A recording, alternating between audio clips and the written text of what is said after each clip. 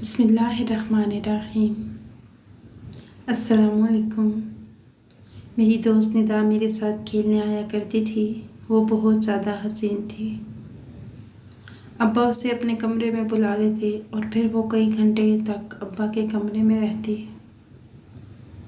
एक दिन मैंने दरवाजे के सुराख से झांका तो अब्बा निदा के साथ।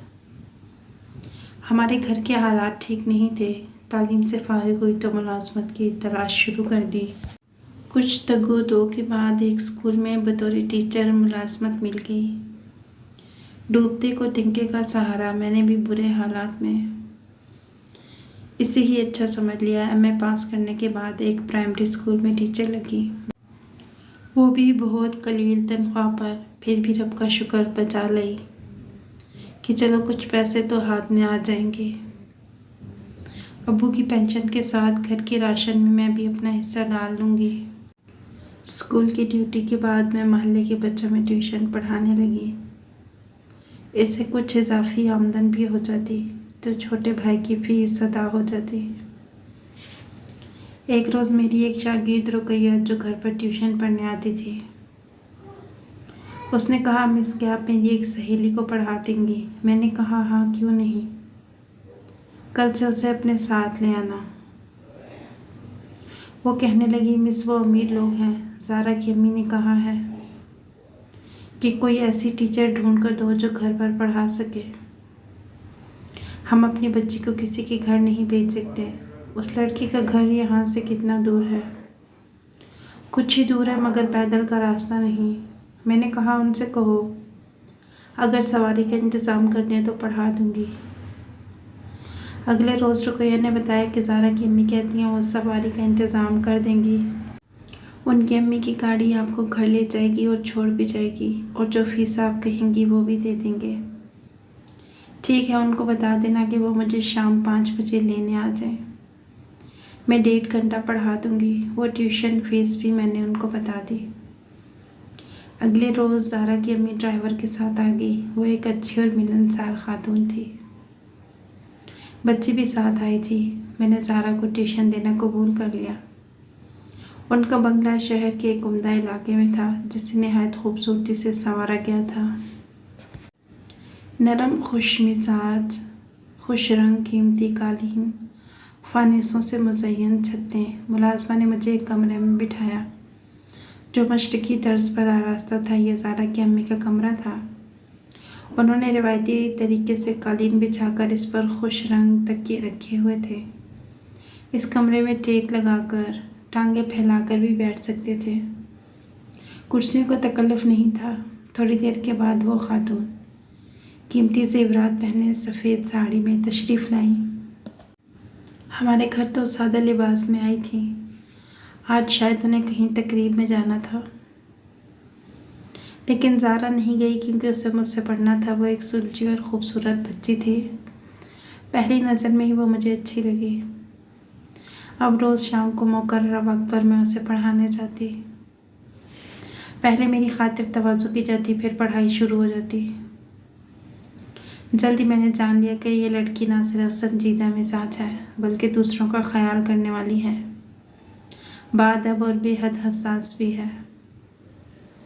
वो मेरी ऐसी शागिर्दा थी जिसका मुझे भी ख़ास ख्याल रखना पड़ता। वो भी मेरा ख्याल रखा करती। अपने वालिदैन की वाहिद चश्मो चराग के वालिद महज मैट्रिक पास थे, जबकि माँ ने बीए किया हुआ था। रिश्तेदार होने की वजह से ज़ारा की वालदा का रिश्ता उनके चचाजाद यानी ज़ारा के अब्बू से हो गया। तालीम और ज़हनी लिहाज से इन दोनों में ज़मीन आसमान का फ़र्क था। ज़ारा के वालिद को अपने बाप दादा से बहुत सी ज़मीन जायदाद और चलता हुआ कारोबार मिला, तो दौलत उनके घर बांदी बनकर रहने लगी। इसके वालिद मौसीकी के दिलदादा थे। घर में छोटा सा झूला पड़ा हुआ था जिसमें बेशुमार रिकॉर्ड रखे थे। उनमें वीसीआर वगैरह नहीं थे। ज़ारा की अम्मी हल्के रंग के नफीस और ख़ूबसूरत लिबास से इंतन करती। शोहर की गाड़ी अलहदा थी, बेगम के अलहदा। दोनों के ड्राइवर भी अलग थे। इसके अलावा कामकाज के लिए मुलाज़माएं और नौकर थे। ज़ारा की अम्मी घर का कामकाज नहीं करती थी, खाना पकाना भी पावर्चन के ज़िम्मे था। ज़ारा बहुत ही होनहार निकली। वो अच्छे खासे अफसाने और कहानियाँ लिख लिया करती। अंग्रेज़ी में थोड़ी कमज़ोर थी, लेकिन अपनी जहानत की बिना पर उसने अच्छी खासी अंग्रेज़ी भी सीख ली। मैं उसकी कारकर्दगी से मुतमईन थी। मुझे ज़ारा को पढ़ाते हुए 2 माह गुजरे थे कि उस घर में मुझे एक नौजवान लड़की दिखाई दी। जब मैंने ज़ारा से उसके बारे में पूछा तो उसने बताया कि हमारे पड़ोस वाला जो पुराना मकान है, ये उसी मकान में रहती है। इसका बाप ज़ईफ़ था। साल पहले उसने अब्बू को बुला भेजा और अपनी बेटी का हाथ पकड़कर मेरे वालिद के हाथ में दिया और कहा कि मेरा वक्त करीब है। ये मेरी बेटी नूर है। मेरी वफ़ात के बाद यह मकान फ़रोख्त करके इसका निकाह किसी अच्छे आदमी से कर देना। वो बेचारा चंद रोज़ बाद वफ़ात पा गया। उसकी वफ़ात के बाद अब्बू ने नूर की शादी अपने जानने वाले से कर दी, लेकिन ये वहाँ खुश नहीं होती, ना ही इसकी औलाद हुई। अक्सर यहाँ आ जाती और हमारे साथ ही रहती है। अम्मी इसको अपनी बेटी की तरह चाहती हैं। सर्दियों के दिन थे। मौसम सरमा में स्कूल्स में घर में रिहाइश इख्तियार कर ली थी। नूर भरे भरे जिस्म की खुश शक्ल लड़की थी। सफ़ेद रंगत, घुंघरियाले बाल, बड़ी आँखें, लबों पर महकी महकी मुस्कुराहट उसके गोल चेहरे को और ज़्यादा पुरकशिश बनाती थी। अक्सर वो सजी संवरी रहती और चूड़ियाँ हाथों में भरकर पहना करती, जिनकी छनकार तमाम घर वाले वक्फे वक्फे से सुना करते। एक दिन हम धूप में बैठे पढ़ाई में मशगूल थे कि ज़ारा ने अचानक मुझसे अजीब बात कही। कहने लगी, अब्बू नूर को बहुत चाहते हैं, उसे अपने कमरे में बुला लेते हैं। क्या ऐसा करना ठीक है? अगर ठीक है तो अम्मी इस बात से परेशान क्यों रहती हैं? नूर को तुम्हारे वालिद ने बेटी बनाया है, इसलिए उसका ख्याल रखते हैं। वो तुम्हारे घर को मेघ का ख्याल करके आती है, तभी तो तुम्हारे अब्बू उसे तवज्जो देते हैं, ताकि ये ख़ुद को लावारिस और यतीम ना समझे। मेरी बात सुनकर ज़ारा खामोश हो गई। एक दिन मैं उसे पढ़ाकर घर जाने लगी तो ज़ारा की अम्मी कमरे में आई और अपनी बेटी से बोली, तुम बाहर जाओ, मुझे तुम्हारी टीचर से ज़रूरी बात करनी है। ज़ारा कमरे से चली गई। तब वो बोली कि मैं ज़ारा की शादी करना चाहती हूँ। मेरे घर के हालात दुरुस्त नहीं। शौहर बेटी की शादी पर आमादा नहीं। वो कहते हैं अभी छोटी है, इसे तालीम मुकम्मल करने दो। क्यों इतनी जल्दी घर से निकालना चाहती हो? वो असल में वो उस नौजवान लड़की नूर से शादी करना चाहते हैं और मैं ये बर्दाश्त नहीं कर सकती कि मेरी बेटी घर में ऐसे चलन देखे। इसलिए मैंने फ़ैसला किया है कि फ़ौरन इसकी शादी कर दूँ। तुम्हारी नज़र में कोई अच्छा लड़का हो तो बताओ। मैंने उन्हें समझाना चाहा कि ज़ारा अभी कम उम्र है, उसकी उम्र शादी के लायक नहीं है। इम्तिहान सर पर है, इसे तालीम पूरी करने दें। आपके शौहर ठीक कहते हैं।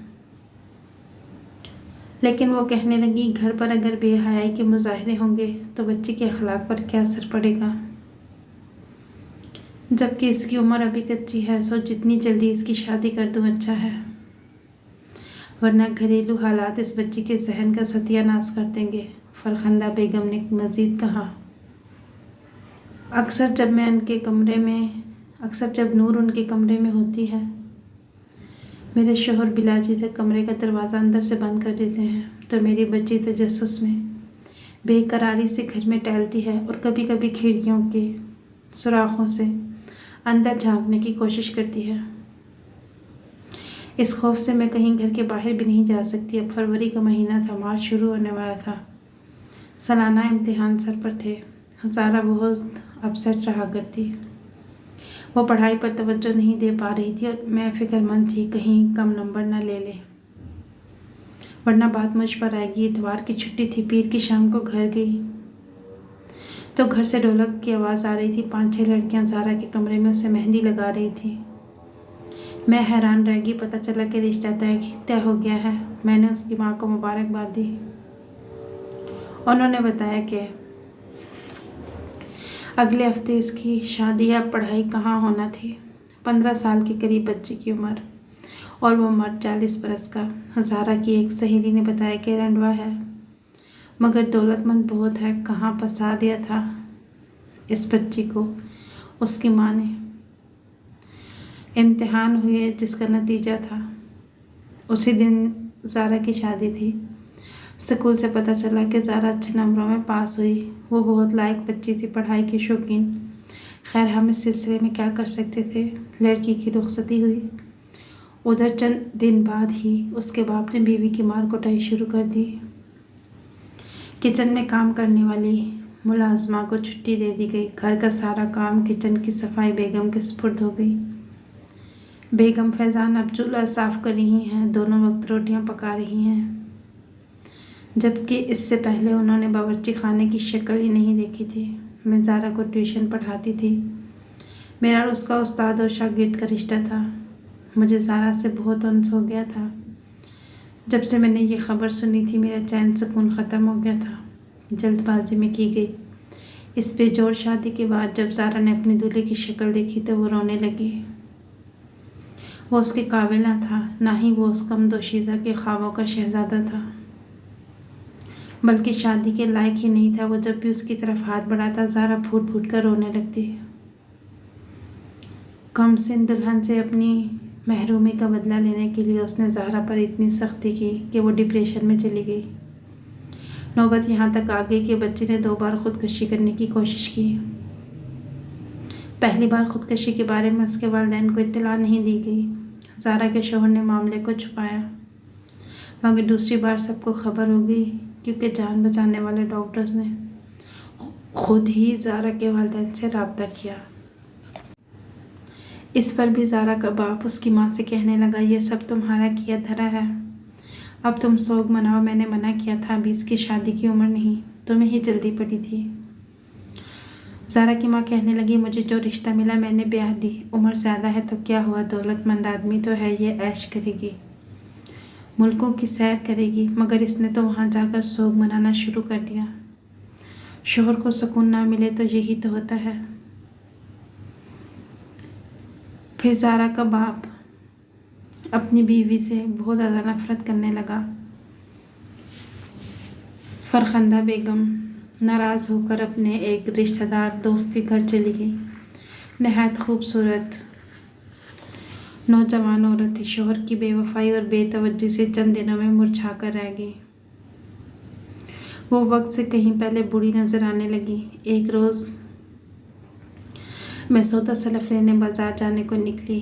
कदम दहलीज पे रखा ही था कि एक छोटे से जहरीले सांप ने ज़ारा की माँ के पाँव पे डस लिया। उसकी समझ में नहीं आया कि उसके साथ क्या हुआ। उसका चच्चा साथ उसी वक़्त घर आया, देखा कि फरखंदा दहलीज पे पाँव पकड़े पड़ी है। उसने सहारा देकर उठाना चाहा, मगर वो ठीक ना हो पाई। तभी बीवी को आवाज़ दी। दोनों ने मिलकर पलंग पे डाला। डॉक्टर को लेने दौड़ा, लेकिन डॉक्टर के आने तक उसकी रूह परवास कर चुकी थी।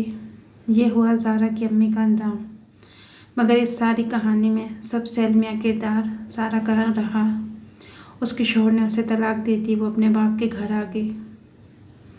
बाप दूसरी बीवी से साहिबे औलाद हुआ तो ज़ारा से बिल्कुल गाफिल हो गया। उस पर दौरे पड़ने लगे। उसकी हालत ऐसी हो गई कि घंटों फिज़ा में दीवारों को घूरती रहती, मुँह ही मुँह में बुड़बुड़ाती। हफ्ता हफ्ता मुँह ना धोती, ना कपड़े बदलती, बाल उलझे हुए रहते। एक जगह बैठी तो वहाँ पे घंटों बैठी रहती। नूर अपने 2 जुड़वां बेटों की देखभाल में मसरूफ़ रहा करती। ज़ारा सूख कर हड्डियों का ढांचा रह गई।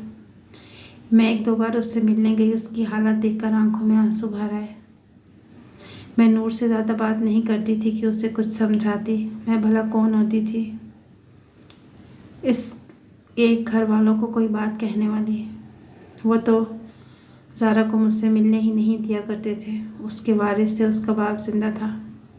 काश ज़ारा की माँ ना मरती तो उसकी ये हालत न होती। वो अपनी बेटी को गले लगा लेती, उसे संभाल लेती। ममता का रिश्ता बहुत मजबूत होता है। उसके चचा थे, खालाएँ थी, लेकिन सभी चुप रहे। किसी ने उसकी पासदारी न की। मुझे सबसे ज़्यादा दुख इस बात का था कि ज़ारा एक होनहार बच्ची थी। अगर आला तालीम हासिल कर लेती तो ज़रूर मुल्क का नाम रोशन करती, अच्छी डॉक्टर या माहिर तालीम बन सकती थी। मगर अफसोस, एक मर्द की खुद गर्जी की भीड़ चढ़ गई, और मर्द भी वो जो कभी उसका अपना बाप था। नूर से उसके 5 बच्चे हो गए तो उस शख्स ने ज़ारा को भुला दिया। इतना नज़रअंदाज किया कि दिखने वाले उसे पागल कहने लगे। वो ना खाती, ना पीती, ना कपड़े बदलती, नाखून बढ़ गए। तो सौतेली माँ ने उन्हें काटने की जहमत भी न की। सर में जुएँ पड़ गईं।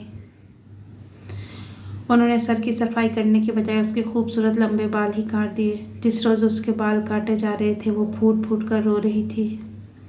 आखिर उसे इतनी तो समझ थी कि उसके खूबसूरत बालों पर सर मुंडवाने की मशीन फेरी जा रही है।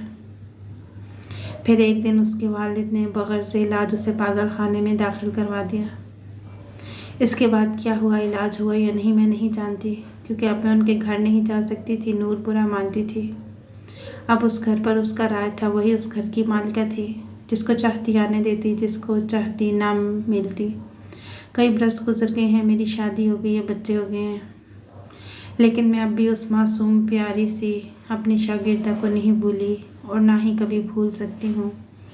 आप उसके लिए दुआ कीजिएगा कि अल्लाह ताला उसके लिए आसानियाँ पैदा फरमाए। वीडियो पसंद आई हो तो इसे लाइक कीजिएगा, दोस्तों के साथ शेयर कीजिएगा। मज़ीद ऐसी अच्छी वीडियोस के लिए चैनल को सब्सक्राइब कीजिएगा। अल्लाह हाफिज़।